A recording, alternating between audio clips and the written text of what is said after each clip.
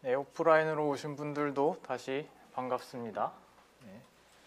자리 배치가 비슷한 것 같네, 저번이랑. 자, 바로 화면 공유를 하고 시작하도록 하겠습니다. 잠시만요. 네, 화면 잘 보이시죠? 다들? 여기도 뜨고. 오케이. 네. 오늘은 이제 좀 분위기가 바뀌어요. 지난번 수업까지로 이제 한 단락이 전반기가 마무리가 됐습니다. 전반기가 마무리가 되고 오늘부터는 분위기가 바뀌는데 지금 보면 좀 제목도 약간 생소할 수도 있을 것 같은데 지난 시간까지는 파이썬 프로그래밍을 했고 그 다음에 프로그래밍을 좀 더 효율적으로 하기 위한 자료구조 알고리즘들 둘 다 비교적 컴퓨터의 레벨로 치면 좀 윗레벨이 하이레벨 좀 더 유저 입장에서 접근하기 쉬운 종류의 컨텐츠들을 배웠다면 이제 좀 더 밑바닥으로 내려가는 시간을 가지겠습니다. 오늘부터는. 그래서 이 후반부 파트가 저희 수업에 있기 때문에 저희 수업의 이름이 프로그래밍이 아니라 컴퓨팅이 된 거예요. 그래서 이게 왜 데이터 사이언스를 위한 컴퓨팅인지 이제 이 부분들을 이제 배우다 보면 조금씩 이제 감이 오실 거라고 생각을 합니다. 그래서 이제 컴퓨터와 좀 더 친해지는 시간을 갖도록 하겠습니다. 그래서 지금부터 한 4-5강의 정도 컴퓨터에서는 프로그램이 실행되면 어떤 일들이 일어나는지를 보고 그 다음에는 그 원리에 기반하여 이제 아주 유명하지만 아무도 배우기 싫어했던 C 언어에 대해서 마지막에 다루면서 이 수업을 끝내게 될 것 같습니다.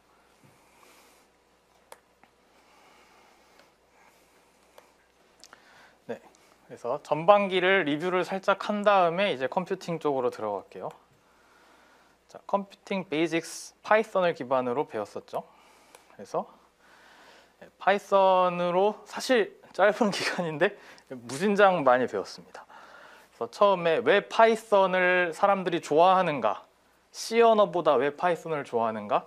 왜냐하면 운영체제 위에 인터프리터라는 것이 있어가지고 그게 많은 것을 앱스트랙션 해주고 그래서 파이썬, 순수하게 프로그래밍 로직에만 신경 쓰면 편하게 할 수 있었다. 그래서 그런 편안한 랭귀지였다라는 것이었고 그다음에 데이터 타입들이 여러 개가 있었어요. 인트, 플로트, 스트링, 불리안 등등등 여러 가지 데이터 타입들이 있었고 그다음에 파이썬을 보통 쓰실 때 그냥 이 로직만 갖고 쓰실 수 있는데 저희는 컴퓨팅 수업이기 때문에 메모리 단에서 어떤 일이 일어나는지 추상적으로나마 좀 전달을 드렸습니다. 그래서 계속 메모리 박스를 그리고 화살표를 날리고 그런 일들을 했었고 특별 리어사이먼트 할 때 어떤 일이 일어나는지 제가 계속 강조를 했던 것 같습니다. 박스 안에 있는 친구를 쫓아내는 게 아니라 그 박스 그대로 놔두고 다른 박스를 만든 다음에 그 다른 박스에다 화살표를 날렸다. 그게 중요한 곳이었고 그 다음에 네임스페이스. 네임스페이스가 왜 등장했냐면 펑션을 얘기하면서 등장을 했어요. 그래서 네임스페이스는 내 이름이 유효한 어떤 공간이라고 보시면 되는데 일단 파이썬을 키는 순간 빌트인 네임스페이스라는 게 등장한다고 했었습니다. 빌트인 네임스페이스 안에 빌트인 네임스페이스라는 건 내가 아무것도 정의를 안 했지만 파이썬이 실행과 동시에 자동으로 가져오는 네임스페이스예요. 그래서 맥스, 민 이런 것들 임포트도 안 하고 아무것도 안 했는데 그냥 쓸 수 있었어요. 왜냐하면 그냥 자동으로 파이썬이 시작될 때 빌트인 네임스페이스를 불려오고 그 안에 그런 맥스, 민 같은 기본 함수들이 다 들어있거든요. 그 다음에 이제 내가 파이썬을 킨 후에 선언하기 시작하는 것들은 글로벌 네임스페이스라는 것에 들어가는 거죠. 빌트인의 자녀 네임스페이스에 글로벌 네임스페이스가 있고 그 안에 이제 각종 펑션들이 막 선언이 될 텐데 특정 펑션 안에 있는 베리어블들은 그 펑션 안에서만 출생했다가 죽고 펑션이 끝나면 밖에선 하나도 안 보이죠. 그래서 펑션 네임스페이스라는 게 또 등장을 했고 그래서 그 펑션 안에서 선언된 베리어블들을 로컬 베리어블이라고 또 불렀습니다. 네. 자, 그리고 이 두 번째 줄에 각종 다양한 것들, 뭔가 인생을 편안하게 해주는 것들이죠. 유저 입장에선. 하지만 디벨로퍼 입장에서는 되게 귀찮은 것들이죠. 왜냐하면 유저들을 편하게 해주려고 내가 여러 가지를 짜서 조직화를 해서 유저한테는 편안한 함수 이름과 뭐 인풋 이런 체계들만 오픈해줘야 되잖아요. 그래서 개발자 입장에선 번거롭지만 유저 입장에선 되게 좋은 것들. 펑션, 모듈은 파일 하나를 선언하면 모듈이 된다고 했죠. 그래서 임포트를 해온 다음에 그 안에 있는 펑션이나 베리어블들을 맘대로 쓸 수 있는 거였고, 비슷하지만 조금 다른 클래스, 그다음에 클래스 내에 정의되어 있는 함수들이었던 메소드 뭐 이런 것들을 얘기했습니다. 클래스와 클래스 인스턴스 차이도 기억나시려나 모르겠네요. 클래스는 블루프린트, 설계도, 청사진. 클래스 인스턴스는 그 설계도에 따라서 만들어진 실제 어떤 객체. 그런 차이가 있었죠. 여기까지 한 다음에 이제 프로그래밍 로직을 좀 들어갔죠. 그래서 뭐 컨트롤, 어떤 코드를 언제 실행할 거냐에 대한 얘기였고, 그때 이제 불리한 함수, 불리한 베리어블을 이때 제가 소개를 해드렸고, true or false 여러 가지 컨디션에 대해서 true or false가 나온 다음에 이때는 뭐 이 코드를 실행해라, 아니면 뭐 다른 코드를 실행해라. 그래서 if, else 이런 얘기가 나왔었어요. 그다음에 그룹핑, 리스트, 뭐 set, tuple, 딕셔너리 등 그룹화된 베리어블들을 저장하는 그런 유용한 데이터 스트럭처들이 있었고, 걔네들을 일일이 하나하나씩 다 코드를 짜서 똑같은 오퍼레이션을 적용하면 싫으니까 repetition, 되게 편하게 해주는 거, for loop, while loop 이런 것들을 이제 또 언급을 했습니다. 그리고 리스트 안에 뭐 리스트가 또 들어갈 수도 있고, 뭐 리스트가 패러렐하게 두 개가 있을 수도 있고, 뭐 이런 잡다한 얘기들을 같이 했었고, 그다음에 데이터를 현실 세계에서 가져오자. 그래서 파일, 인풋, 아웃풋도 얘기를 했습니다. 그 다음에 오브젝트 오리엔티드 프로그래밍이라는 게 있는데, 이거는 이제 컴과든 전기전자공학부든 수업 하나를 통으로 할당하는 항목입니다. 근데 저희는 이제 개념을 훑고 지나가는 정도로 끝냈고, 여기에 4가지 프린시플들이 있었죠. 기억나시죠? 언급하지 않겠습니다. 네 가지 프린시플들이 무슨 의미를 가졌고 그게 정의가 무엇인지에 대해서 아시리라고 저는 가정하겠습니다. 다음 데이터 스트럭처들 무지하게 많았습니다. 자, 리스트, 셋, 튜플, 앤 딕셔너리. 이 중에서 셋과 딕셔너리 좀 재밌었죠. 해쉬를 할 수 있었습니다. 해쉬. 리스트, 튜플 이런 것들 이제 어레이 기반으로 아마 정의가 돼 있을 거고. 그래서 이 아랫부분에 있는 어레이가 도대체 뭐였는지 좀 더 자세하게 살펴봤죠. 그 중에 이제 어레이의 단점이 이제 픽스됐다는 거였는데, 그걸 극복하기 위한 뭐 리사이징 테크닉도 다뤄봤었고, 리사이징이 있긴 하지만 여전히 추가했다 뺐다 이런 건 번거로우니까 어레이에서 그걸 좀 용이하게 해주는 다이나믹 데이터 스트럭처인 링크드 리스트를 배웠습니다. 링크드 리스트는 뭘 찾고 막 이런 건 되게 번거로운데, 왜냐하면 뭐가 어디 있는지 모르니까 계속 링크 타고 가야 돼서 번거로운데, 대신 새로운 놈을 추가하거나 있던 놈을 빼거나 이런 건 되게 간편하게 할 수가 있었죠.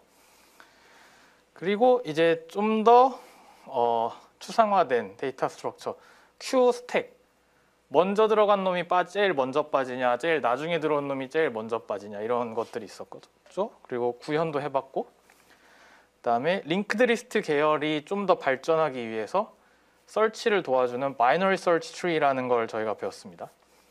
트리를 배웠고, 루트 트리를 배웠고, 바이너리 트리를 배웠고, 바이너리 서치 트리를 배웠는데 다 뭐가 뭔지 알고 계시리라고 믿습니다.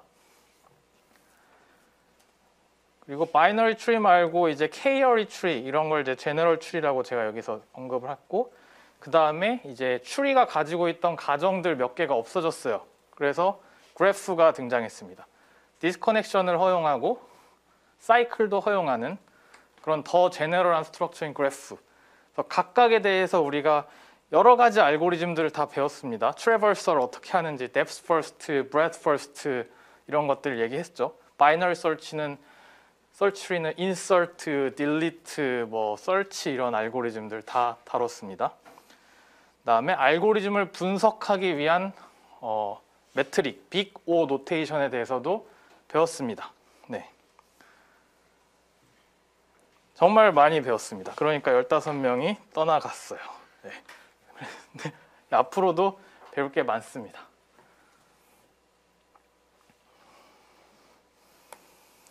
그래서 중간고사는 이제 제가 리뷰를 했던 이 모든 항목들이 다 시험 범위라고 보시면 되겠죠. 그래서 공부를 열심히 해주시고, 자, 이제 오늘의 컨텐츠로 들어갈 텐데, 자, 파이썬은 여기 여기 언급되어 있다시피 되게 하이 레벨 랭귀지고 사람이 쓰기가 되게 편안한 랭귀지입니다. 근데 이제는 매트릭스 그림을 이런 데다 넣어놨는데, 자, 이제는 로우 레벨로 내려갈 시간, 컴퓨터를 이해할 시간. 흔히 말하는 우리 컴퓨터는 0101로 이루어져 있다고 하는데 그게 도대체 뭔 소리냐 라는 거에 대해서 좀 공부를 하는 시간을 가져보도록 하겠습니다. 그리고 이제 텍스트북이 바뀌었어요. 네, 이 초록색 텍스트북으로 바뀌었고, 공짜로 오픈되어 있는 PDF를 저는 못 찾았는데 네, 여러분들이 찾으면 뭐 좋겠고 저는 샀습니다. 자, 처음에 비트입니다. 비트. 자, 우리는 지금까지 많은 데이터 타입들을 파이썬에서 이미 보긴 했어요. 정수, 인트, 플로우트, 실수, 그다음에 문자열, 스트링, 그다음에 true or false, 불리한 베리어블 이렇게 봤는데 오늘의 질문은 이겁니다. 컴퓨터가 로우 레벨로 봤을 때 이 데이터 타입들을 어떻게 표현하느냐. 컴퓨터는 0101이라고 하는데 어떻게 인티저, 플로우트, 스트링, 불 이런 게 0101 레벨로 내려와서 컴퓨터가 그걸 표현할 수 있겠느냐라는 거죠. 아주 안 직관적인 얘기들이 있습니다. 그러니까 직관적으로 바꾸려고 파이썬을 여러분들이 많이 쓰는 것이고요. 자, 일단 비트라는 게 있는데 비트는 다른 게 아니고요. 바이너리 디지트의 약자입니다. 이진수라는 뜻이죠. 이진수. 0 아니면 1. 그게 그냥 비트입니다. 0 아니면 1로 나타내는 숫자. 이것은 무엇이고 왜 비트로 쓰는가에 대한 걸 먼저 얘기를 해보겠습니다. 컴퓨터는 왜 이진수도 3진수도 4진수도 5진수도 아닌 뭐 실수도 아닌 왜 0101을 하필 택해서 쓰는가? 자, 우리가 프로그래밍을 이제 짭니다. 컴퓨터 랭귀지, 파이썬 같은 걸로. 자, 그러면 컴퓨터가 그 프로그램을 실행할 때는 물리적으로 내려가면 결국은 뭐냐면 전자들이 어떤 특정한 방식으로 움직이게 된다는 뜻이에요. 내가 프로그램을 어떤 방식으로 짜면 그 짠 특정 패턴에 따라서 전자들이 막 움직이면서 실제 구현이 이루어지겠죠. 되게 벌써 별로 싫으실 텐데. 그래서 컴퓨터는 여기 써 있는 대로 엄청나게 많은 타이니하고 아주 패스트 디바이스들로 이루어져 있습니다. 이 디바이스들이 뭘 하냐면 이 전자들의 움직임을 아주 세밀하게 컨트롤하는 거죠. 그래서 얘네들이 하드웨어로 이루어져 있고 그 위에서 프로그램이 명령을 내리면 전자들이 그에 따라서 움직이는 거예요. 근데 되게 중요한 게 뭐냐면 이 하드웨어들 있잖아요. 전자의 움직임을 컨트롤한다고 했더니 하드웨어들이 뭐에 반응하냐면 볼티지, 전압이 특정 이제 전류 서킷이 있는데 거기에 볼티지가 있냐 없냐에 따라서 반응합니다. 있냐 없냐. 거꾸로 말하면 있긴 있는데 그게 뭐 1.5V냐, 2.0V냐, 3.0V냐, 5.0V냐에 상관하지 않아요. 그냥 있냐, 없냐. 그러니까 스페시픽 볼티지 밸류에 맞도록 반응하는 서킷이 아니라는 얘기입니다. 그러니까 되게 러프하게 반응하는 서킷을 만들어 놓은 거예요. 이게 왜 그러냐면 여기 써 있는 그대로거든요. 사실 옛날 아날로그 시대 때는 스페시픽 볼티지 밸류에 반응하도록 서킷을 만들었어요. 그래서 120V일 때랑 115V일 때랑 뭐 118.6V일 때랑 서킷의 반응이 미세하게 달라요. 미세하게 디텍트해서 다르게 반응을 하면서 이제 프로그램들이 구현이 됐었던 시대가 있었어요. 근데 이렇게 하려다 보니까 회로를 만드는 게 너무 복잡한 거예요. 너무 어렵고 비싸고. 그래서 그냥 아싸리 포기를 해버린 거죠. 그리고 에러도 많아요. 왜냐하면 120.0V에 반응했어야 되는데 120.1V에 반응했다. 그럼 이제 곤란하잖아요. 그럼 그 0.1V를 잡기 위해서 아주 많은 노력을 해야 되는 그런 상황이 있었는데 그냥 이런 것들 다 포기해 버렸습니다. 이렇게 세세하게 하지 말고 있냐 없냐에만 반응하도록 하자. 그럼 무지하게 회로 설계가 간단해지겠죠. 그렇죠? 그리고 에러에 로버스트하게 되는 거죠.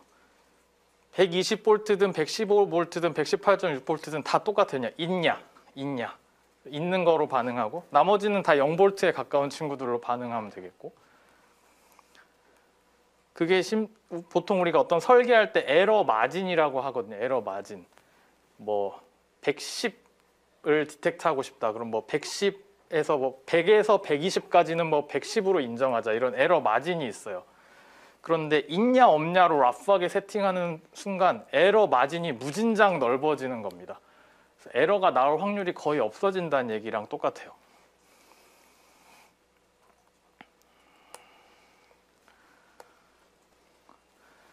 자, 그래서 뭐 이미 말씀을 드렸지만 왜 있냐 없냐만 디텍트하는 것이 좀 더 쉽습니까? 왜냐하면 자, 아주 정확하게 설계할 필요가 이제 없어졌기 때문입니다.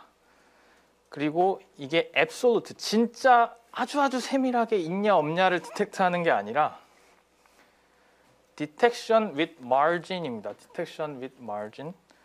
그래서 러프하게 디텍션 하는 거예요. 컴퓨터가 대충 0V 근처면 없다고 치고 예를 들면 여기 2.9V 근처면 있다고 칩시다 하는 거죠. 그럼 이렇게 넓은 범위를 제공하는 거예요. 그래서 0V에서 0.5V 사이 아날로그 서킷을 설계하던 시절에는 다 의미가 있는 다 작은 밸류들이었어요. 근데 이제 다 의미가 없어졌어요. 디지털로 오면서 얘네는 그냥 다 빵이야. 그런 거죠. 얘네는 다 빵이야. 0.5든 0.3이든 0.2든 난 구분 안 해 라는 거죠. 그 다음에 1 쪽은 확실히 1인 부분 2.9 근처 되게 높은 볼티지는 다 1로 치는 거죠. 그리고 중간에 있는 애매한 밸류들 있잖아요. 이 부분은 무시. 불법적인 밸류들이라서 무시합니다. 그러니까 확실히 0인 친구들은 0으로 하고 확실히 1인 친구들은 1로 하고 중간에 있는 놈은 무시. 이렇게 설계를 해놓는 순간 이 회로는 정말 신뢰성이 높아져요. 얘가 0이라고 하는 애는 확실히 0인 거예요. 에러 마진을 열심히 줬기 때문이죠. 그래서 이런 식으로 이제 컨셉을 바꾸는 순간 회로 설계는 간단해지고 훨씬 더 신뢰성이 높아졌습니다. 그래서 이거를 심볼릭하게 레프레젠테이션을 하게 된 거죠. 그래서 원래 물리적으로는 볼티지가 있다인데 우리가 심볼릭하게는 1이라는 숫자로 나타내기로 하자라고 한 거고 네, 실제로는 볼티지가 없는 건데 자, 0으로 나타내기로 하자라는 겁니다. 그래서 컴퓨터가 0101로 이루어져 있다. 결국 볼티지가 있다 없다 위주로 물리적으로 동작하는구나 라는 것을 의미하는 겁니다. 그리고 이 0과 1이 결국은 이진수이기 때문에 bit이라고 부르는 거고 이것이 바로 바이너리 디지트입니다. 그러면 이제 비트 하나가 있으면 우리에게 정보가 2개가 있는 거네요. 비트 하나가 있으면 2개의 값은 성공적으로 정보를 전달할 수가 있습니다. 근데 비트 하나, 그러니까 회로 설계를 하나를 열심히 했는데 결국 그걸로 정보 2개밖에 못 준다. 근데 우리는 지금 정보를 무진장 많이 표현해야 되잖아요. 예를 들면 플로트다. 그럼 실수로 뭐 0.745, 뭐 1, 2, 3 뭐 이런 소수를 표현해야 되는데 서킷 하나가 0, 1밖에 없어요. 어떻게 그걸로 표현을 할 수가 있겠습니까? 그래서 이제 간소화되었지만 회로 하나가 표현할 수 있는 정보량은 무진장 줄어들어서 그건 또 단점이에요. 그럼 이제 뭘 해야 되겠습니까?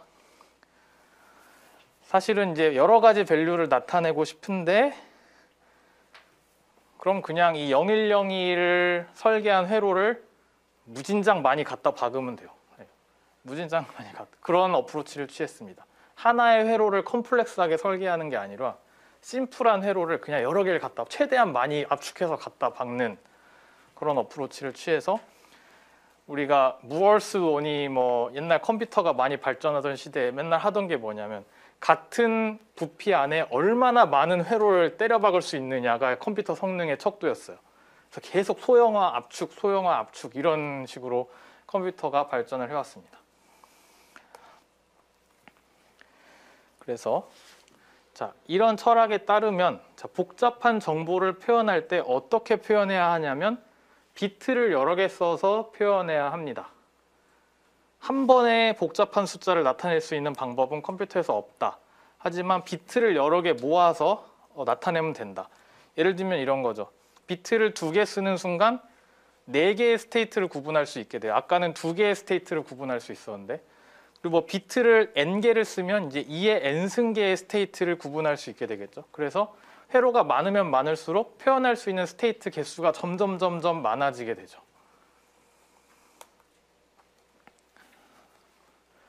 그래서 이제 남아있는 질문은 이거죠. 자, 컴퓨터가 자, 우리가 파이썬에서 쓰던 그 데이터 타입들 있잖아요. 정수도 있었고 플로트도 있었고. 근데 그게 어떻게 여러 개의 비트로 나타내지는가? 뭔가 규칙이 있어야 될 것 같잖아요. 정수는 뭐 이런 식으로 비트로 표현해라. 뭐 실수는 뭐 이런 식으로 비트로 표현해라. 이런 규칙들이 있을 거예요. 그걸 사람들이 열심히 만든 거죠, 사실. 그래서 이제 데이터 타입으로 올라갑니다. 0101과 정수, 실수 사이의 만남입니다.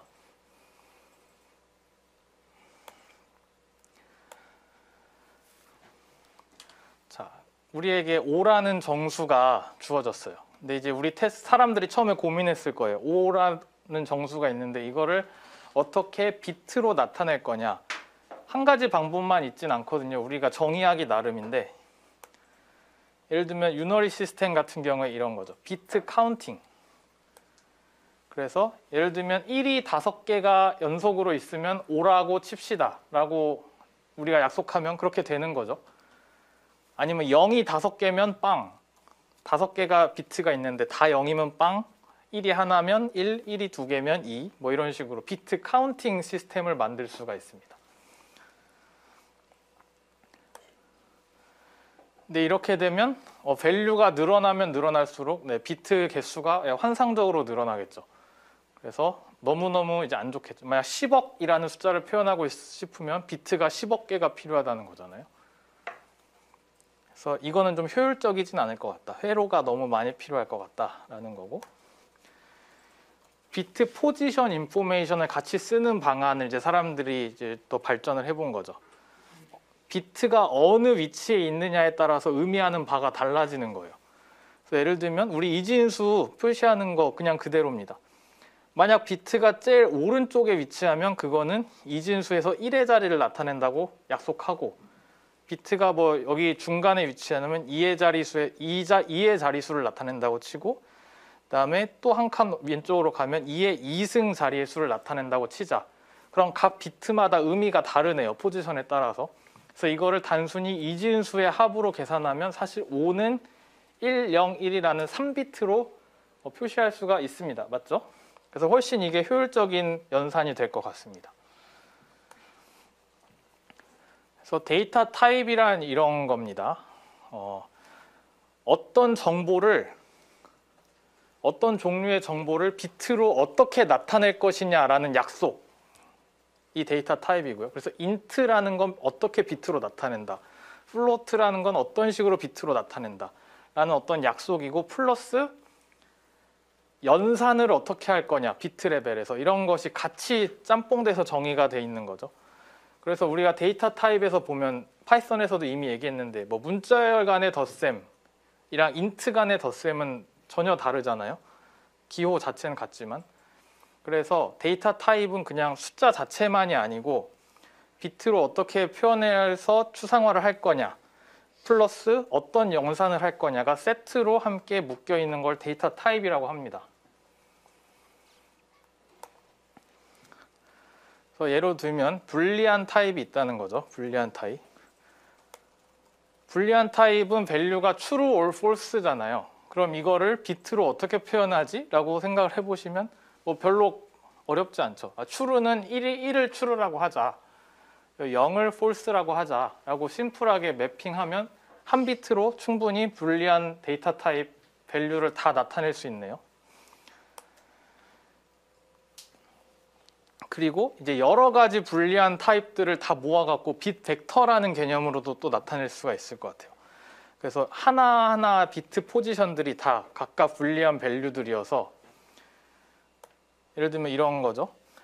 저희 대학원을 이제 졸업을 해야 되는데 이 빗 벡터가 다 1이 돼야 졸업을 하는 거고 비트 포지션마다 다 유니크한 의미가 있다고 저희가 가정할 수 있습니다. 그러면은 제일 왼쪽에 있는 비트는 논문을 썼냐, 뭐 그 다음엔 논자실을 통과했냐, 뭐 그 다음 학점을 이수했냐, 뭐 그 중에서 필수 과목을 이수했냐, 뭐 이런 것들이 이제 있겠죠. 그럼 처음 신입생은 빵빵빵빵이겠죠. 빵빵빵빵. 그러다가 쿼를 패스했다 하는 순간 0100.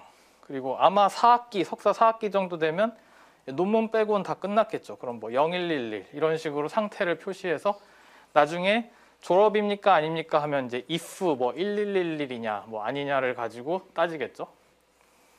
그래서 이런 빗 벡터, 불리한 타입들은 빗 벡터라는 형태로 나타낼 수가 있습니다. 오퍼레이션이 같이 들어갔다 그랬잖아요. 그래서 오퍼레이션을 로지컬 베리어블로 하면 뭐 이런 거죠. 불리한 타입으로 not 오퍼레이션이 있었잖아요. not 오퍼레이션은 심플하게 바꾸는 건데 0이라는 비트가 들어가면 1로 바꾸고 1이라는 비트가 들어가면 0으로 바꾸자. 이런 식으로 이제 약속을 할 수 있겠죠. 불리한 타입의 경우에만, 다른 경우는 적용되지 않고. 그리고 뭐 AND 오퍼레이션은 이런 식으로 할 수 있겠죠. 0과 0이면 0, 0과 1은 0. 그러니까 뭐냐면 결국 인풋 두 개가 둘 다 1일 경우에만 1을 리턴하도록 약속을 해놓으면 비트로 다 표현이 된 거죠. 불리한 타입 연산인데. 그리고 5월 연산은 인풋 두 개 중에 하나라도 1이면 리턴이 1이 되도록 이렇게 테이블을 만들어 놓으면 이것도 뭐 무리가 없고, XOR이라는 거는 이제 서로 다르면 1을 리턴하는 건데요. 그래서 여기 보면 여기 두 개 서로 다르죠. 0과 1이 서로 다르면 이제 1을 리턴하도록. 그래서 이런 식으로 불리한 타입에 대해서는 오퍼레이션도 다 비트 수준으로 정의가 끝났습니다. 그래서 되게 간단한 종류의 데이터 타입을 한번 스스로 만들어 본 거예요. 우리가 비트 레벨부터. 그리고 빗 벡터로 이제 연산을 하게 되면 그냥 각각 다 적용하면 돼요. 인풋 A인데 A가 4개의 비트로 이루어진 빗 벡터다. 낫을 붙이면 각각 포지션마다 다 따로따로 적용해서 다 하나씩 바꿔주면 돼요. 그래서 0, 110이 들어가면 1001이 되고 1111이 되면 0000이 되고 이런 식으로 바꿀 수 있고, 뭐 AND, 뭐 OR, XOR 다 똑같습니다. 포지션별로 따로따로 이제 적용을 해서 결과를 도출하면 되겠습니다. 그래서 빗 벡터도 이렇게 무리 없이 오퍼레이션들을 정의할 수가 있게 되었네요. 자, 이제 좀 더 복잡한 정수로 넘어갈 텐데 10초만 쉬겠습니다. 자, 이제 정수가 어떻게 비트로 나타내지는가 좀 궁금하지 않으십니까? 정수가 어떻게 비트로 나타내질까? 여기 세 가지가 있네요. 카테고리가. 첫 번째, 사인이 없다. 이거는 양수란 뜻이죠. 그러니까 음수를 뺀 0을 포함한 양수. 사인드 인티저는 음수도 포함했으니까 진짜 제대로 된 정수. 그 다음에 이제 뭐 덧셈, 뺄셈 어떻게 하냐 뭐 이런 얘기들이 있겠습니다.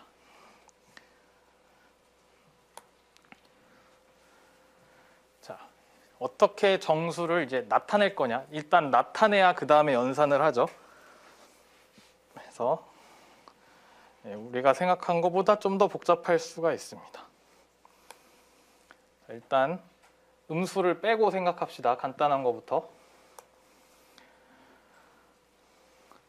데이터 타입 파스티브 인티저와 제로를 포함했다고 여기 써놨습니다.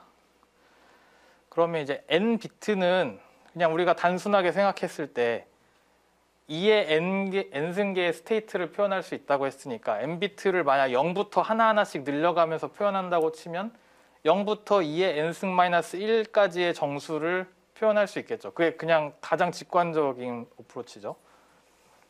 그래서 뭐 별로 어렵지 않아요. 지금 하나씩 조금씩 복잡해질 텐데 일단 3비트면은 그냥 다 0000이면 0이고 1씩 증가할 때마다 우리 이진수에서 하나씩 늘리듯이 이렇게 비트 포지션별로 하나씩 조심스럽게 증가시키면 이제 7까지 표현할 수가 있습니다. 그죠? 그리고 이제 오퍼레이션이 있는데 addition, subtraction, multiplication, division. 아이고. 그리고 이거를 다 베이스 2로 할 수도 있겠죠. 이진수로 어떻게 하냐면은 자, 두 개가 다 0이면 0, 하나가 1이면 1, 두 개가 다 1이면 0으로 한 다음에 하나 위로 올려주고 이런 식으로 이제 비트로 다 나타낼 수 있겠죠. 하나 각 자릿수마다 그렇게 연산을 정의를 해가지고 00일 때, 10일 때, 01일 때, 11일 때에 대해서 각각 케이스가 다 따르게 되겠죠. 근데 캐리가 올라간다. 이거를 좀 고려를 잘 해야 될 것 같고. 그래서 unsigned 인티저는 여기까지. 되게 쉬워요. signed 인티저가 좀 복잡한데요. 마이너스를 어떻게 표현할 거냐요. 마이너스 1, 마이너스 2, 마이너스 3을 어떻게 표현할 거냐. 자, 그래서 이 signed 인티저는 음수를 포함합니다. 0도 당연히 포함해야 되고. 근데 이제 또 다시 단순히 생각해 보면 n비트인데 그 n비트를 0을 기준으로 이제 반반씩 할당을 해준다고 칩시다. 그러면은 마이너스 2의 n-1승에서 플러스 2의 n-1승까지 중간에 0 들어가고 그렇게 해서 표현을 할 수 있겠죠. 이렇게 한 다음에 이제 어느 쪽을 음수로 할 거냐 이거를 얘기를 해야 되는데 음수라는 걸 어떻게 표현할 거냐. most significant bit, 그러니까 가장 왼쪽에 있는 비트가 1이 되면 음수로 치자라고 약속을 할 수도 있어요. 그러면은 n개의 빗 중에서 제일 왼쪽에 있는 게 이제 사인 기호고 그거에 따라서 나머지 n-1개의 비트가 이제 실제 절대값을 나타내게 되겠죠. 그런 식으로 약속을 해볼 수가 있겠습니다. 자, 그래서 0은 양수, 1이면 음수 이렇게 해놨습니다. 그래서 이런 식이죠. 자, 2를 나타낸다. 그럼 3비트로 하는데 양수니까 0. 쓰고 그 다음에 1, 0 하면 2고 마이너스 2는 자, 뒷부분의 1, 0은 똑같은데 맨 왼쪽에 있는 것을 1로 바꾸면 마이너스 2라고 하자라고 이제부터는 약속입니다. 비트의 세계엔 음수가 없기 때문에 뭐가 0이고 뭐가 1이고 각각이 뭘 의미하는지 이제 외우기 시작해야 돼요. 점점. 절대 자연스러운 이진수는 아닙니다. 지금부터는.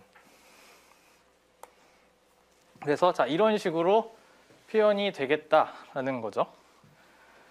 그래서 0, 1, 2, 3까지는 이진수로 자연스럽게 증가하다가 갑자기 여기서 1로 바뀌면서 똑같이 0인데 그냥 마이너스 0이라고 붙이겠습니다. 근데 사실 의미가 없어요. 똑같은 밸류니까. 그 다음부터 하나씩 내려가고 마이너스 1, 2, 3 이렇게 되는 거예요.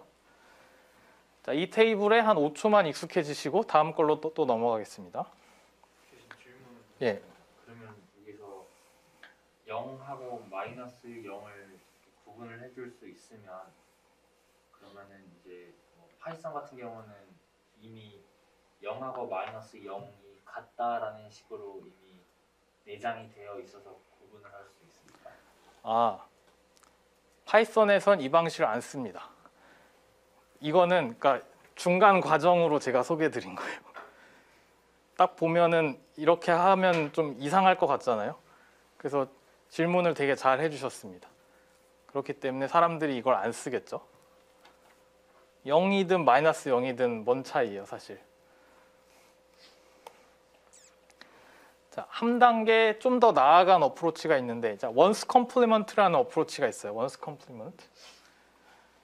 여전히 레프트 모스트는 사인입니다. 사인인데 나머지 n-1개의 비트를 어떻게 구성할지에 대한 약속을 살짝 바꿔봤어요. 어떻게 하냐면 자, flip, other 비트를 플립하는 걸로 해봅시다 라는 거예요. 그래서 어떻게 하냐면 자 2는 플러스 2니까 똑같이 양수는 똑같이 표현하는 거예요. leftmost bit이 빵이고 나머지를 1, 0으로 하면 2로 합시다. 여기까지는 직관적인데 그 다음부터 조금 덜 직관적이에요. 음수로 마이너스 2를 할 때는 어떻게 표현하냐면 일단 맨 왼쪽에 비트 1을 표시하고 그럼 이제 마이너스가 붙고 그 다음에 원래 2를 표시할 때 썼던 나머지 비트를 다 플립하자라고 이제 제안을 합니다. 다 플립하자. 왜 이렇게 하냐면 비트가 증가할수록 자연스럽게 숫자가 증가하는 게 우리가 받아들이기 괜찮은데 아까 사인드 비트는 숫자가 처음엔 막 증가하다가 나중에는 점점 감소하잖아요. 0, 1, 2, 3 하다가 갑자기 마이너스 0이 되더니 그 다음에 음수로 점점점 감소하잖아요. 비트는 증가하는데. 그러니까 좀 덜 직관적이니까 그걸 이렇게 바꾼 거예요. 그럼 0, 1, 2, 3 하다가 100이 뭐가 되냐면 마이너스 3입니다. 사실. 자, 왜 마이너스 3일까요? 3이 0, 1, 1인데 여기서 leftmost bit이 1로 바뀌었고 그 다음에 나머지 1, 1이 다 플립됐기 때문에 마이너스 3입니다. 마이너스 2는 여기 2랑 매치를 시켜보면 딱 나오고 마이너스 1은 여기 1이랑 매치시켜보면 나와요. 그래서 플립이라는 어프로치를 택함으로써 이제 비트가 증가함에 따라서 음수 영역에서도 숫자가 증가하게 만들 수 있게 되었습니다. 자, 김건우 학생이 000이 불리한 타입인지 인트 타입인지는 어떻게 구분하나요? 네, 그거는 정의를 해줘야 됩니다. 그래서 컴퓨터가 프로그램을 짤 때 이건 인트야 라고 얘기를 해줘야 됩니다. 그래야 이제 이 000은 뭐 인트기 때문에 0으로 해석해야 돼. 아니면 000은 빅벡터기 때문에 좀 다른 식으로 해석해야 돼. 다 방식이 달라져요. 데이터 타입을 어떻게 내가 선언해 주느냐에 따라서. 근데 파이썬은 그런 걸 요구하지 않아도 알아서 해준다는 거죠. 그래서 여러분들이 너무 컴퓨터가 사람처럼 행동한다고 착각을 불러일으키는데 사실 내부에선 전혀 그렇지 않아요. 그래서 C 랭귀지를 여러분들이 배우게 되면 거기서는 데이터 타입이 뭔지 선언을 안 해주면 문법적 오류가 납니다. 좀 더 사람에게 불친절하지만 컴퓨터에겐 친절한 언어라고 볼 수 있겠습니다. 그래서 그 다음에 등장한 게 뭐냐면 two's complement라는 게 등장합니다. two's complement. 왜냐하면 signed magnitude랑 one's complement의 단점들이 있는데 일단 첫 번째는 0을 레프레젠테이션 하는데 비트 패턴을 두 개를 써요. 그래서 플러스 0 따로 마이너스 0 따로 사실은 의미가 없는데 그래서 어떤 거를 막 비트 연산으로 한 결과 갑자기 플러스 0에 해당하는 비트가 나온 거예요. 어떤 경우에는 또 마이너스 0에 해당하는 비트가 나왔는데 비트가 완전히 달라요, 두 개가. 그럼 그걸 바탕으로 또 추가 연산을 하면 더 막 서로 달라질 것 같지 않아요? 계속. 그래서 0이면 그냥 심플하게 하나 0이 나와야 될 것 같은데 지금 두 개로 분리돼서 회로 설계가 아주 복잡해질 것 같습니다. 그리고 이제 우리가 상상하는 직관적인 연산이 통하지 않기 때문에 어떻게든 덧셈 뺄셈을 만들려면 막 회로를 뭔가 규칙을 만들어서 매핑을 억지로 해야 될 것 같습니다. 아주 불편하겠죠. 그래서 우리의 목적은 이거예요. 음수를 표현하는데 음수를 표현할 때 로직 서킷이 되게 간단하면 좋겠다. 어떻게 간단하냐면 만약에 x를 비트로 표현하고 마이너스 x를 또 비트로 표현하잖아요. 그럼 그 두 개의 비트를 그냥 비트별로 심플하게 더했을 때 정확하게 그 빵에 해당하는 밸류가 나왔으면 좋겠다. x랑 마이너스 x를 더 빗 레벨에서 더한 다음에 그 비트 패턴을 딱 보니까 0에 매치되는 빗 패턴이네 라고 딱 나오면 좋겠다는 거죠. 그럼 너무 직관적으로 편할 것 같으니까, 그죠? 그래서 노멀한 바이너리 에디션을 비트 레벨에서 적용하고 싶다라는 겁니다. 그래서 예를 들면 이런 거죠. 자, 00101이 5잖아요. 지금 00101이 5인데 자, 만약에 마이너스 5랑 두 개를 더했을 때 빵이 되려면 거꾸로 출발하는 거예요. 마이너스 5가 뭔지는 몰라요. 마이너스 5를 어떻게 나타낼지는 나도 모르는데 뭔지 모르지만 일단 5를 나타내 놓고 거기다 마이너스 5에 해당하는 비트 패턴을 더하면 빵이 되기를 바라는 겁니다. 그럼 거꾸로 마이너스 5를 도출해야 하면 이렇게 된다는 거죠. 11012를 마이너스 5로 약속을 하면 두 개를 더하면 심플하게 빵이 되잖아요. 그죠? 그럼 여기 01001이 9잖아요. 왜냐하면 1 더하고 여기는 2, 4, 8 자리 8 플러스 1이니까 9인데 자 그럼 거꾸로 마이너스 9를 나타내고 싶은 거죠. 그럼 똑같은 규칙을 적용해서 마이너스 9를 나타내면 뭐가 될까요? 비트 패턴으로 봤을 때 10, 11, 0이 되겠네요. 그죠? 그래서 이런 식으로 나타내질 것 같습니다.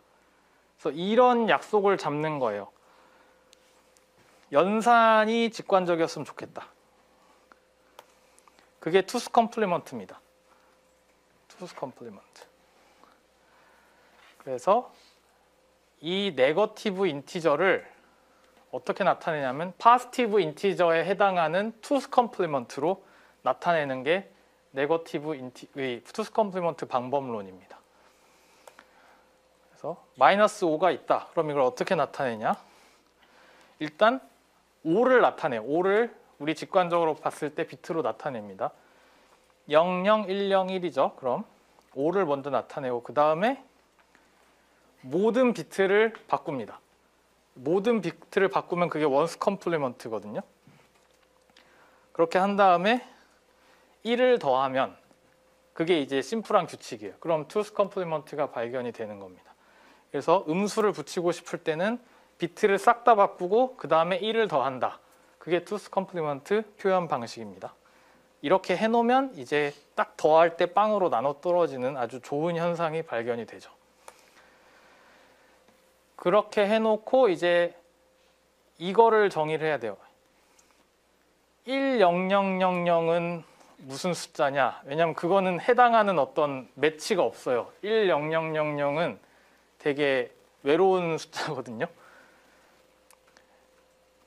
왜냐하면 어떤 양수를 매치시켜도 10000이 나올 수가 없어요. 대충 생각해 보실래요? 왜냐하면 맨 앞자리가 일단 0이어야 되고 그 상황에서 뒤에 네 자리를 뭘 만들든 간에 이거의 투스 컴플리먼트가 10000이 될 수가 없어서 약간 깍두기 같은 친구입니다. 저희 깍두기를 우리가 정의하기 나름이겠죠. 그래서 가장 낮은 수를 이제 여기다 할당을 해놨습니다. 그래서 마이너스 2에 n-1승. 그럼 이제 이렇게 나타내지겠네요. 네. 0, 1, 2, 3까지는 똑같이 되는데 자, 투스 컴플리먼트에서 제일 100 이 부분을 제일 낮은 수로 해놓고 마이너스 4, 그 다음에 1씩 증가하는 구도가 됩니다. 그럼 0과 마이너스 0도 없고 그냥 모든 수가 하나씩 딱 유니크하게 매치되고 직관적인 바이너리 연산도 가능해졌습니다.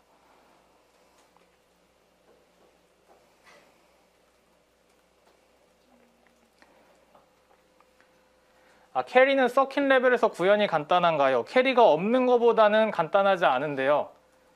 아주 좋은 질문입니다. 다음 주 화요일에 서킷을 할 거거든요. 그래서 그때 캐리가 서킷으로 어떻게 표현되는지 보여드리도록 하겠습니다.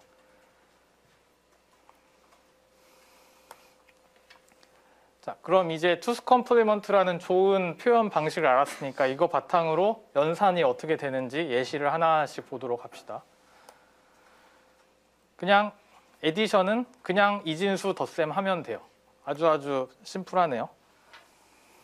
근데 이제 가정이 뭐 두 개의 숫자를 더하면 두 개가 다 비트 수가 같다라고 일단 가정을 하겠습니다.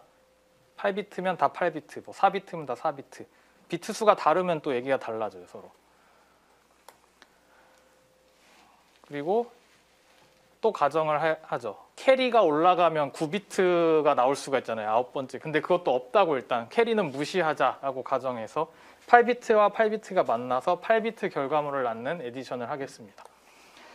그럼 이런 식으로 자 104는 이렇게 표현되고 마이너스 16은 이런 식으로 표현되는데 한번 다 해보세요. 왜 이게 마이너스 16인지. 자, 16을 나타낸 다음에 다 뒤집고 나서 1 더하면 되거든요. 자, 그러면 이렇게 나타내지고 이거 두 개 더하면 88이잖아요. 우리 그냥 암산으로 했을 때. 그럼 비트 레벨로도 그냥 실제 다 더해보는 거죠. 그럼 0, 0, 0 하고 이거 두 개 더하면 1, 1, 그리고 여기 0 되고 캐리 올라가서 여기 1, 그 다음에 여기 캐리 올라가는데 없어지니까 빵, 그죠? 이렇게 하면 이게 그냥 정확하게 88이에요. 88. 1, 2, 4, 8 더하고 8 플러스 16에다가 64 더해서 88이 됩니다. 그래서 정확하게 매치가 됩니다, 이제. 그리고 마이너스 10과 마이너스 9를 더한다. 그럼 마이너스 19가 될 텐데 이것도 하나씩 다 한번 연습을 해보시기 바랍니다. 자, 마이너스 9는 이렇게 나타내지고 이거 음수간의 덧셈인데도 그냥 비트 레벨로 다 하는 거예요. 그러면 이렇게 됩니다. 그래서 이것이 또 정확하게 마이너스 19랑 맞아 떨어진다는 거죠. 그래서 덧셈이 마법처럼 쉬워졌습니다. 뺄셈. 뺄셈은 어떻게 하냐면 여전히 이제 가정은 같죠. 8비트. 그럼 이제 104에서 16을 뺀다라고 우리가 프로그램을 짠 거예요. 그럼 비트 레벨에서는 어떻게 하냐면 일단 자 104랑 16이 이렇게 표현이 됐는데 이 두 개 사이의 기호가 마이너스인 거예요. 그럼 이거 어떻게 하지? 뺄셈을 직접 하나? 이런 생각을 하실 수가 있어요. 컴퓨터가 직접 비트를 빼나? 근데 그런 건 없어요. 어떻게 하냐면 실제로는 16에다가 마이너스 16으로 바꿔줘서 그거를 투스 컴플리먼트로 표현을 합니다. 이렇게. 그래서 서킷 레벨에서는 사실은 덧셈을 한 거예요. 덧셈을 한 건데 그 전에 음수 형태로 표현을 바꾼 거죠. 그리고 비트가 이렇게 바뀌었죠. 완전히. 이상한 비트가 갑자기 나왔죠. 16과 전혀 상관없어 보이는 비트가 나왔고 그 상태에서 덧셈을 하면 88이 나오는 겁니다.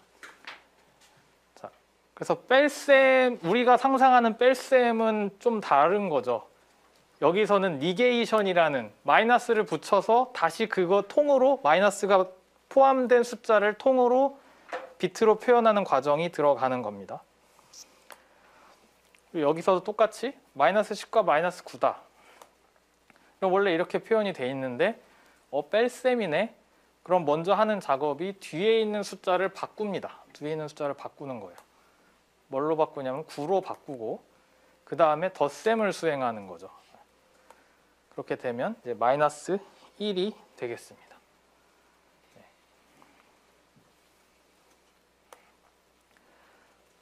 그 다음에 사인 익스텐션이라는 얘기가 있는데 자, 보면 이제 조금 가정을 완화를 해볼까요? 가정을 완화를 해서 두 개의 수가 있는데 비트 레벨이 비트 수가 달라요. 그래서 하나는 8비트고 하나는 4비트입니다. 그럼 이거를 어떻게 더 해야 되냐라고 하면 이건 심플해요. 사실 직관적이면 심플한 거죠.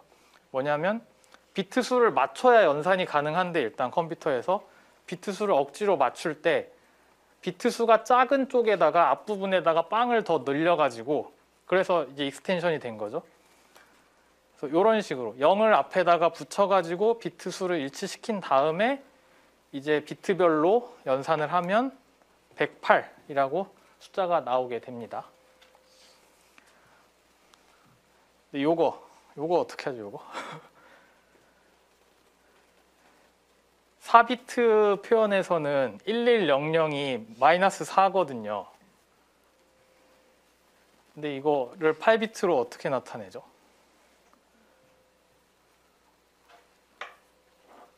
이런 게 약간 챌린징한 건데 네, 그냥 빵을 똑같이 더해버리면 사실 이거는 이제 더 이상 음수가 아니잖아요. 왜냐하면 레프트 모스트 빛이 0이니까.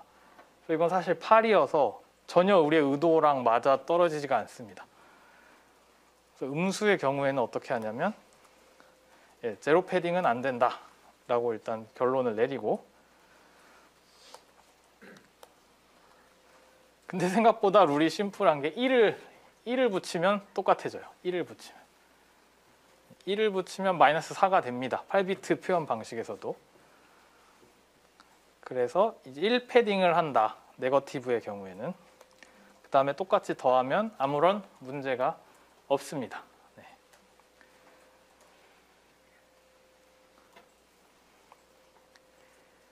그래서 중간중간마다 약간씩 우리의 직관과 좀 차이가 나는 부분들이 군데군데 존재를 해요. 좀 우리의 직관과 맞아떨어지게 하려고 중간중간마다 약간 부자연스러운 과정이 들어가고 그것들을 컴퓨터 공학자들이 메꾼 거죠. 지금까지.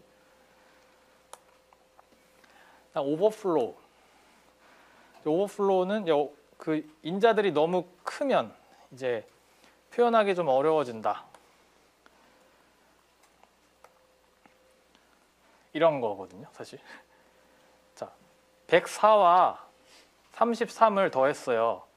전혀 문제가 없는 괜찮은 밸류들인데 그걸 빗으로 더했더니만 어떤 일이 벌어졌냐면 갑자기 여기 1이 올라갔어. 캐리 때문에. 제일 왼쪽에. 근데 제일 왼쪽에 1 올라가면 음수 아니었어요? 이렇게 되는 거잖아요. 그죠? 갑자기 또 헷갈리기 시작하는 거죠. 104랑 33을 더했더니 마이너스 119가 됐어요. 이런 걸 이제 오버플로우라고 하게 됩니다. 그리고 뭐 마이너스 104랑 마이너스 33도 더했더니 여긴 둘 다 1이니까 둘 다 더하면 캐리 올라갈 거잖아요. 그래서 이렇게 되거든요. 이거 갑자기 양수가 됐네. 음수 두 개를 더했는데 양수가 됐어요. 그래서 이제 컴퓨터로 여러분이 파이썬 레벨에서는 알아서 해주지만 약간만 밑으로 내려가면 이제 이런 생각을 해야 됩니다. 내가 8비트 정수로 뭔가 연산을 할 거면 내가 연산하는 범위가 8비트로 여전히 표현하기 적절한 범위 내에서 연산을 하고 있는가에 대해서 스스로 따져봐야 돼요. 근데 막 따지다가 뭔가 에러가 난 걸 감지를 해야 되잖아요. 근데 어떻게 감지하냐면 이렇게 심플하게 해봤는데 둘 다 양수인데 더했는데 음수가 됐다. 그런 상황들이 실제 발생한다는 거죠. 프로그램 돌렸는데 전혀 상상을 못했겠지만 그런 일이 발생을 해요. 그럼 그런 것들을 감지해서 걸러줘야 되죠. 이런 경우엔 뭔가 이상하다라고 알려줘야겠죠. 그래서 이 most significant bit이 체인지 됐냐 여부를 통해서 인티저로 표현한 게 오버플로우가 났냐 아니냐를 이제 판단할 수가 있습니다. 자, 그럼 이제 정수를 여기서 마치고 마지막으로 실수를 좀 얘기한 다음에 끝낼게요. 실수 갖고 연산까지는 바라지 않고 그냥 이런 게 있다 정도만 말씀을 빠르게 드리고 넘어가겠습니다. 자, 실수를 어떻게 비트로 나타내? 이것도 되게 골치 아플 텐데. 자, 이런 식으로 나타냅니다. 이런 식으로. 자, n이라는 실수를 나타낼 때 어떤 식으로 바꾸냐면, 자, 일단 이 음수냐 양수냐 쪽을 이제 마이너스 1의 몇 승으로 나타내고, 그 다음에 소수자리를 이렇게 나타냅니다. 소수자리를 1점 뭐시기라고 나타내고, 그 다음에 2의 몇 승으로 자릿수를 올려주는 형태로 세 형태로 나타내는데, 여기 보면 1의 몇 승 할 때 s가 필요하잖아요. 이 s가 비트로 나타내줘야 될 거고, 그 다음에 프랙션 부분도 비트로 잘 나타내줘야 될 거고, 그 다음에 몇 승을 곱할 거냐 이 부분도 비트로 나타내줘야 될 것 같아요. 그래서 이것도 이제 약속을 한 거죠. 뭐 어쩌겠습니까? 그냥 약속을 하는 건데, 만약에 32비트로 실수를 표현하고 싶다. 그럼 이런 식으로 약속을 해놨습니다. 제일 왼쪽 비트는 부호를 표현하고, 그 다음 8개 비트는 몇 승 할지 익스포넨트. 여기에 마이너스 127이 왜 들어가는지 아시겠죠? 균형을 맞추려 그래요. 지금 8비트면은 0에서 255까지 나타내는 건데, 거기다 마이너스 127이 되면 이제 마이너스에서 플러스 사이가 이제 균형이 맞아지잖아요.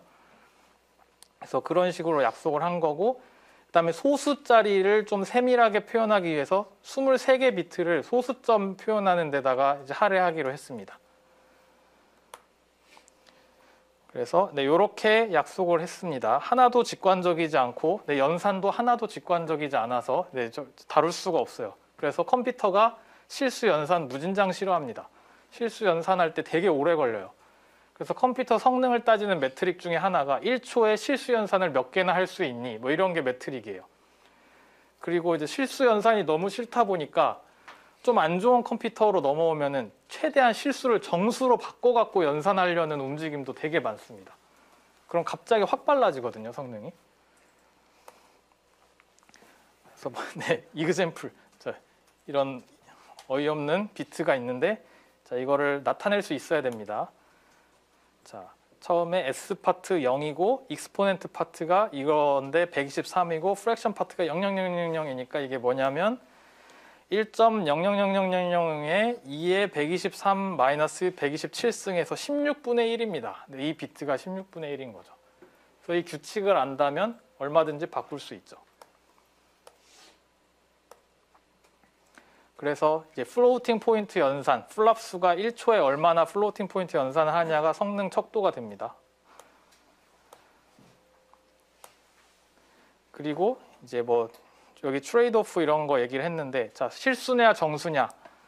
실수는 되게 정확하게 표현할 수 있고 에러가 없이 나타낼 수 있지만 너무 오래 걸린다. 근데 정수 쪽은 약간 프리시전을 포기하고 정확하지 않은 답을 낼 수 있지만 속도는 무지하게 빠르다. 그래서 실수 위주 하드웨어, 정수 위주 하드웨어가 따로 발전을 합니다. 그다음에 뭐 여기 캐릭터를 표현하는 거 아스키 저번에 얘기했고, 이것도 비트로, 캐릭터가 비트로 나타내는 것이고요. 그다음 마지막 뭐 헥사고널. 이게 왜 나오는 거냐면 비트가 너무 직관적이지 않잖아요. 사람이 보기에 어디서 어떻게 끊어서 표현할지 너무 힘드니까 이거를 4개 단위로 끊어서 표현하고 싶어서 이렇게 0에서 15, 16진수로 이제 나타냅니다. 0에서 A, B, C, D, F. 이러면 이제 사람을 위해서는 이게 더 편합니다, 읽기가. 그래서 이거를 4개로 쪼개서 각각마다 이렇게 3D, 6, 2로 나타내는 편이 이렇게 00111101, 01101110이라고 표현하는 것보다는 사람이 보기에 좀 더 간편해서 이런 4개 비트씩 엮어가지고 표현하는 방식도 컴퓨터에서 제공해 줍니다. 컴퓨터가 편해서가 아니라 사람이 읽기 쉬우라고 하는 겁니다, 이거는. 그래서 네, 이런 헥사고날까지. 네, 이것저것 되게 많이 했네요, 그죠? 그래서 볼티지가 있냐 없냐를 통해서 비트가 나왔고, 비트는 정보량이 적어서 멀티플 비트가 필요하게 되었고, 그거를 추상화시켜서 데이터 타입으로 나타냈고, 데이터 타입은 밸류를 어떻게 나타낼 거냐랑 오퍼레이션을 어떻게 할 거냐가 함께 제공돼야 되는데, 여기에 처음에 우린 로지컬 배리어, 불리안을 따졌고 비팩터를 따졌고 오퍼레이션을 따졌는데 이건 되게 직관적으로 잘 됐어요. 그리고 어사인드 인티저로 넘어가는데 거기도 괜찮았어요. 사인드 인티저로 넘어가니까 하나도 안 직관적인 상황들이 조금씩 발생해서 덧셈을 어떻게 하고 어떻게 표현하고 뺄셈을 어떻게 하고 또 비트 랭스가 다르면 어떻게 하고 다 약간 규칙들이 달랐습니다. 그 다음에 플로팅 포인트로 넘어와서 정말 하나도 안 직관적이어서 오퍼레이션은 심지어 다루지도 못했고 그냥 표현하는 규칙만 알려드렸습니다. 그 다음에 이제 캐릭터도 아스키로 나타낸다고 말씀드렸고, 헥사고널은 사람이 보기에 0101로 감싸져 있으면 이제 혼란이 오니까 딱딱 4개씩 단위로 나타내는 그런 좀 사람이 보기에 간편한 방식을 컴퓨터가 제공해 준다라고 얘기를 하면서 네, 오늘 수업을 마치면 될 것 같습니다. 네. 오늘 배운 거는 중간고사 범위는 아니에요. 예.